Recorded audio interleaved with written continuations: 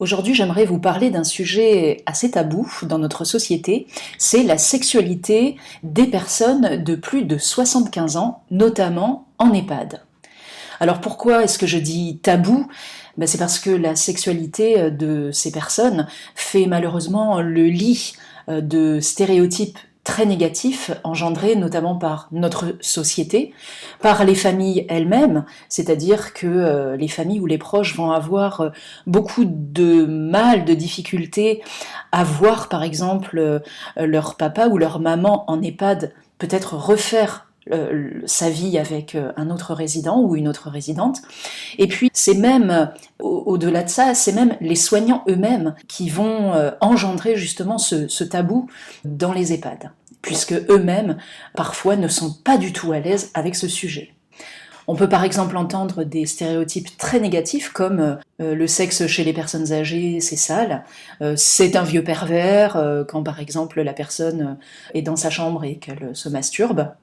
Donc il y a vraiment une image très négative de la sexualité de nos aînés.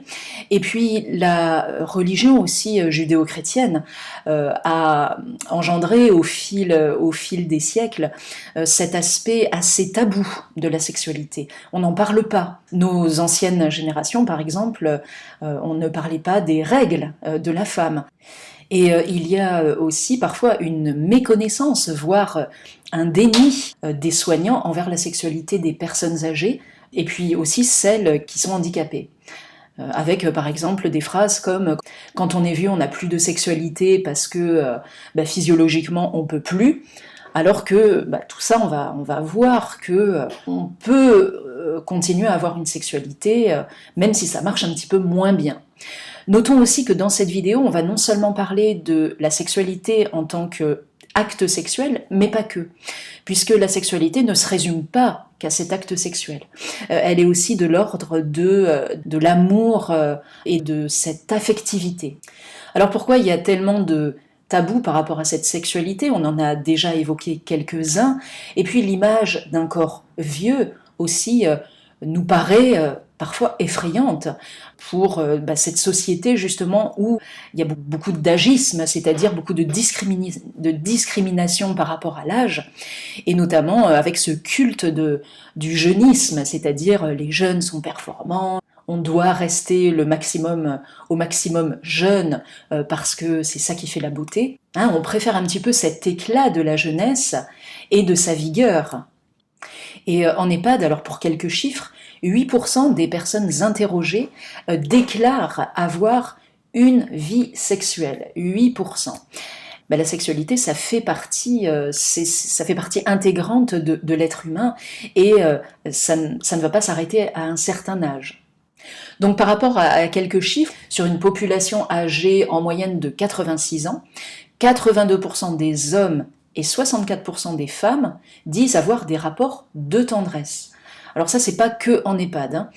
72% des hommes et 40% des femmes se masturbent, donc je vous rappelle, au-delà de 86 ans, et 63% des hommes et 30% des femmes ont eu des rapports sexuels.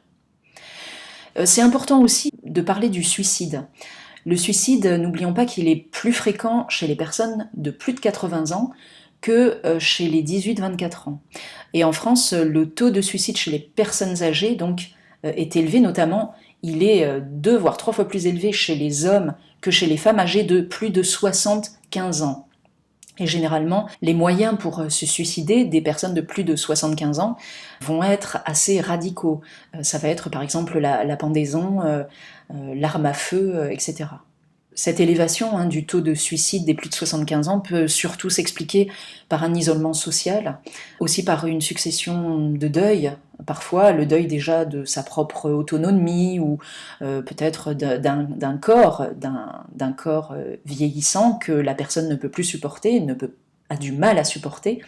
Et puis ça peut être aussi la perte du conjoint ou de la conjointe, et c'est ça, c'est du coup ces personnes-là se retrouvent seules, sans affection, sans chaleur humaine, et ça peut entraîner donc beaucoup de suicides.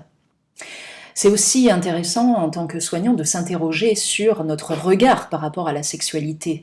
Si la sexualité est tabou pour le soignant, eh bien, du coup, il sera très mal à l'aise avec la sexualité. Nous reportons sur les autres nos propres peurs. Et la sexualité en EHPAD, elle est souvent abordée sous l'angle des risques. C'est-à-dire, on va faire attention aux agressions sexuelles entre résidents, on va faire attention à la masturbation aussi en public de certaines personnes. Donc on traite plutôt la sexualité dans un angle plutôt négatif.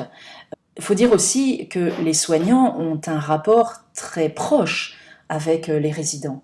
Lors des soins d'hygiène, par exemple, le soignant entre dans la bulle de proxémie de cette personne et même va lui toucher les parties intimes. Ça peut éveiller et réveiller des pulsions émotionnelles chez ces résidents-là. Et c'est pas que la personne elle est perverse, c'est que c'est un phénomène normal. Donc c'est important, non pas de rembarrer très brutalement la personne, mais plutôt de recadrer avec tact. Donc c'est pour ça que dans les EHPAD, c'est important aussi que les soignants puissent s'exprimer et parler librement, pour pas qu'ils restent justement avec, par exemple, des gestes que les résidents peut-être ont eu envers eux et qui peut être considéré comme violents envers le soignant. Quelqu'un qui va me toucher les fesses ou les seins, je vais pas du tout l'accepter, ça peut être très traumatisant même pour le soignant. D'où vraiment cette importance aussi de libérer la parole des soignants par rapport à la sexualité des résidents. Parler de la sexualité, c'est aussi tabou pour la personne elle-même, c'est-à-dire pour le résident lui-même. Il y a une forme un petit peu d'autocensure. On n'est pas très à l'aise pour parler de ça, surtout nos anciennes générations. Aujourd'hui, les jeunes, ils sont un peu plus débridés par rapport à la sexualité. Hein. On voit beaucoup de personnes, par exemple, transgenres, ou alors l'homosexualité. Voilà, la parole se libère pour nos anciennes générations, et puis aussi pour nous, c'est pas toujours évident d'en parler. Donc nos résidents peuvent aussi s'auto-censurer, enfin eux-mêmes, parce que ça ne se fait pas de parler de la sexualité, ça peut être c'est sale, c'est dégoûtant, d'autant plus pour les personnes, nos résidents, qui peuvent être aussi homosexuels. Et là, on voit qu'il y a un terrible tabou. Alors autant la sexualité hétérosexuelle en EHPAD, c'est extrêmement tabou, mais l'homosexualité, alors là, on n'en parle quasiment pas. Culturellement, le sexe est caché, surtout dans les anciennes générations. La sexualité représentait surtout un espèce de devoir conjugal. Et parler de plaisir, c'était déplacé. Il n'y avait pas cette notion d'orgasme, etc. La sexualité était utilisée pour se reproduire, pour faire des enfants, c'est tout. Et pour satisfaire aussi, peut-être, les envies du mari. Mais la femme, elle n'avait pas souvent son mot à dire dans la sexualité. Autre chose aussi qui me semble intéressant, pourquoi la sexualité est tellement taboue en EHPAD? Alors pas dans tous les EHPAD, je tiens à le dire, parce qu'il y a des EHPAD qui ont libéré justement la parole et qui font des cafés sexos, par exemple. Dans les plans de soins, notamment quand on va rédiger, par exemple, un diagnostic infirmier, eh bien dans nos 14 besoins de Virginia Anderson, on ne retrouve pas ce besoin de sexualité. Et pourtant, il existe. Dans les 14 besoins de Virginia Anderson, on retrouve peut-être un besoin, c'est le besoin de se recréer, mais il est souvent associé au besoin de se divertir, et il est placé, alors si Virginia Anderson a voulu énoncer la sexualité à travers ce besoin, elle l'a quand même placé sacrément loin par rapport aux besoins physiologiques, puisqu'il apparaît dans les dernières places des 14 besoins de Virginia Anderson, c'est le 13e. Donc c'est pour dire que la sexualité, plus elle est loin, plus elle est éloignée peut-être, et mieux c'est. Et puis la personne âgée aussi représente, pour nous, soignants, ou alors même pour leurs proches, les personnes en EHPAD représentent dans notre inconscient une image parentale, une image peut-être de nos grands-parents, voire de nos parents, et nous rappelle psychologiquement ce qu'on appelle la scène primitive de nos parents, c'est-à-dire la première fois que peut-être nous, en tant qu'enfants, on a vu nos parents avoir un acte sexuel. Donc, la sexualité des personnes âgées peut donc être très dérangeante parce qu'elle va nous confronter à cette image qu'on a de cette personne âgée, ça pourrait être mon père, ma mère, et y a comme inconsciemment quelque chose de l'ordre du rejet. Hein. Et souvent, on va culpabiliser ces personnes, on va leur dire « mais vous n'avez pas honte de faire ça, c'est sale ». Et puis on a aussi une vision de la sexualité des personnes en EHPAD qui est aussi due à notre propre éducation. Comment nos parents nous ont parlé de la sexualité? Est-ce qu'ils nous en ont parlé? Et puis aussi par rapport à notre culture. Et forcément, en fonction de notre éducation et de notre culture, nous, soignants, on va être plus ou moins à l'aise pour parler de la sexualité avec nos résidents, ou même d'accepter peut-être un résident, par exemple, qui va regarder des films porno la nuit. Et n'oublions pas que la sexualité, comme je le disais au début de cette vidéo, elle ne se résume pas à l'acte sexuel. Surtout pour les personnes de plus de 75 ans, elle va plutôt être portée sur la tendresse, les caresses, la séduction. Et cette sexualité, elle apporte, pour les résidents, elle apporte beaucoup de bien-être, parce que quand je suis amoureuse, par exemple, de quelqu'un, ou alors quand j'ai juste un rapport physique, juste que l'autre me touche dans mon intimité, ou alors qu'il me caresse juste la joue, ou qu'il me fasse un baiser sur la bouche, eh bien ça peut être très valorisant pour l'image de soi, parce qu'on se dit, tiens, il y a quelqu'un qui m'aime. Et donc pour l'image de soi, pour la confiance en soi, c'est extrêmement bénéfique. Et c'est pour ça que cette vie affective, c'est important qu'elle soit prise en compte dans les EHPAD et qu'elle soit mise en avant, valorisée en tout cas, parce que ça apporte beaucoup de bien-être pour la santé, autant psychologique que physique de ces personnes. On qualifie aussi les EHPAD de lieux de vie, mais où est la vie, où est la liberté, où est l'intimité des résidents quand, par exemple, on va, dans une bonne intention d'ailleurs, mais par exemple, faire sortir tous les résidents de leur chambre pour la journée, fermer les chambres à clé pour qu'ils soient avec les autres. Donc dans une bonne intention, on veut qu'ils participent à la vie sociale et en même temps, on les prive aussi de cette vie intime. On ne leur permet pas de se retrouver seuls, ou alors à deux même, dans la chambre pour des plaisirs quelquefois charnels. Les EHPAD sont souvent des lieux de surveillance, de contrôle, de sécurité. Et c'est important, bien sûr, je ne le remets pas en question, parce que c'est important de s'assurer que la personne va bien, qu'elle ne chute pas, etc. Et en même temps, c'est au détriment de sa liberté. Parce que moi j'ai connu des EHPAD où il y avait des caméras dans les couloirs, dans les lieux communs, et du coup on se sent plus, il y a plus d'intimité en fait. La chambre, c'est l'espace privé de la personne. Qu'en est-il de cet espace privé quand, par exemple, un soignant ou une soignante va arriver, va frapper à la porte et va rentrer tout de suite?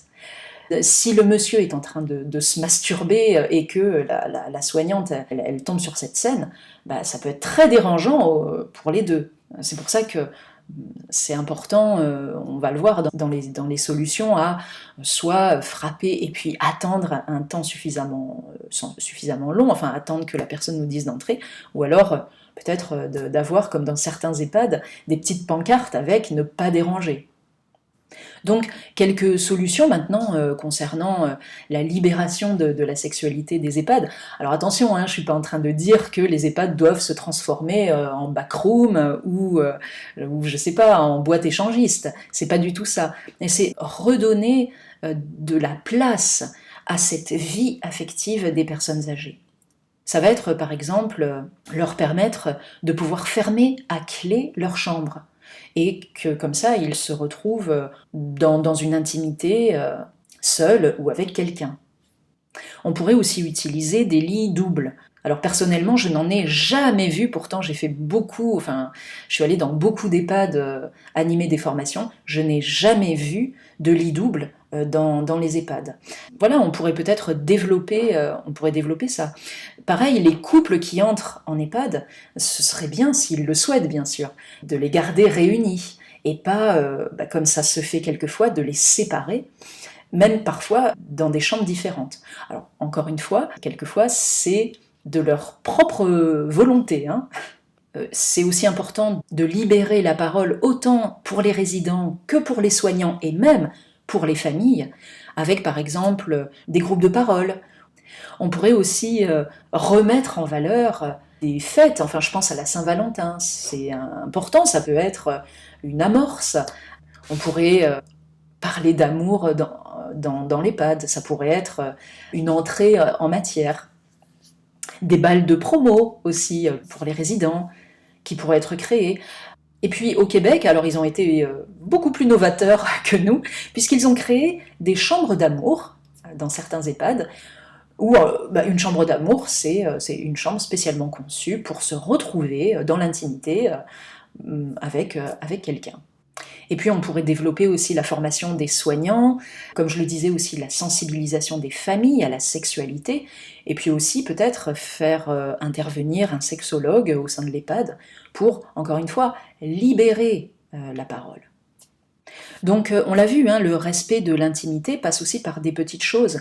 C'est frapper et attendre avant d'entrer dans une chambre, prévoir des lieux d'intimité dans l'EHPAD, ça peut être des recoins avec 2 chaises pour que les personnes puissent se rencontrer et échanger entre elles. Un tiroir aussi fermant à clé où la personne pourrait mettre des objets intimes, je sais pas moi, des sextoys, des revues pornographiques, à l'abri des regards des soignants ou même de leur famille. Et puis leur proposer aussi des consultations chez un sexologue, parce que pour certaines personnes, pour un homme, voir que physiologiquement, par exemple, il n'a plus d'érection, ça peut être très dérangeant pour lui. Et puis parlons aussi des personnes atteintes de la maladie d'Alzheimer ou alors des personnes atteintes de démence qui ont aussi des besoins sexuels, et elles ont d'autant plus besoin de ce lien d'attachement et de présence physique. C'est pour ça qu'elles sont très demandeuses, généralement, d'une présence auprès d'elles.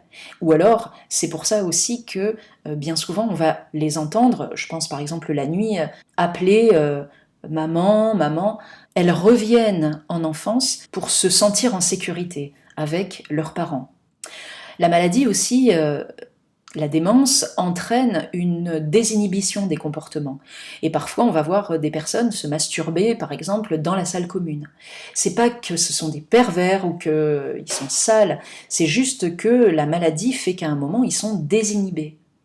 Et beaucoup de personnes se masturbent à n'importe quel âge. Mais eux n'ont peut-être plus cette conscience que si je me masturbe, je le fais généralement dans un endroit où personne ne me voit.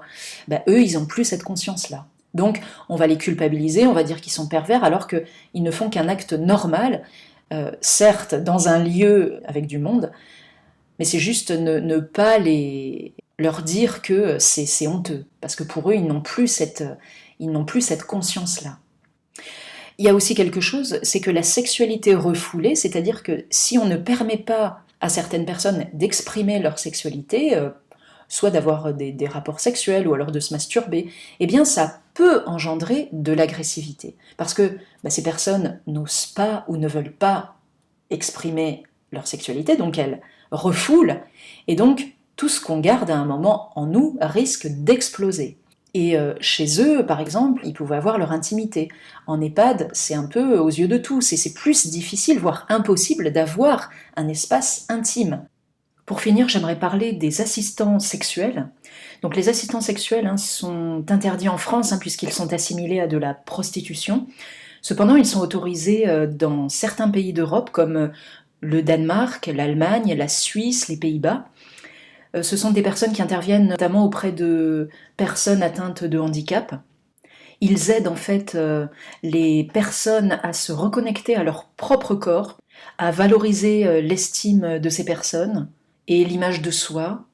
Souvent pour les personnes qui sont atteintes de handicap, ces personnes sont souvent manipulées en permanence par les soignants, mais en fait elles ne sont pas actives dans la relation, elles ne sont que passives du toucher.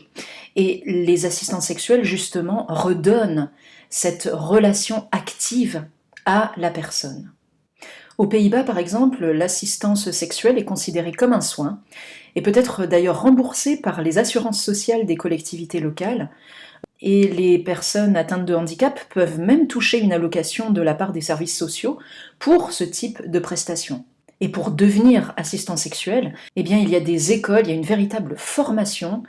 Par exemple, en Suisse romane, il y a 12 jours répartis sur l'année pour se former à ce travail d'assistant sexuel, qui, je le rappelle, donc, est interdit en France actuellement. Donc, pour conclure, on pourrait dire que c'est important de libérer cette vie affective dans les EHPAD et de libérer aussi la sexualité, parce que l'EHPAD est bien souvent connoté de mort, c'est-à-dire l'issue, c'est la mort. Mais avant cette mort, il y a toute une vie affective. Nous sommes des êtres humains, nous sommes des êtres de relation et nous sommes des êtres aussi avec une vie affective qui a besoin vraiment, c'est un besoin humain, un besoin de reconnaissance, de chaleur humaine. Et cette vie affective, cette sexualité, si elle est libérée, si elle est exprimée, elle peut redonner du bien-être aux résidents parce que il y a l'image, leur image d'eux-mêmes va être valorisée et puis c'est donner place aussi à cette vie émotionnelle. Et la sexualité, ça peut être la santé pour certaines personnes. La sexualité, c'est, ne l'oublions pas, c'est la pulsion de vie. Donc, faisons en sorte, en tant que soignants, de libérer cette parole et faisons tout pour que cette vie affective reprenne le pas et réenchante la vie des résidents. Voilà, je vous remercie pour votre attention, je vous souhaite une bonne journée et puis à bientôt pour une prochaine vidéo. Au revoir.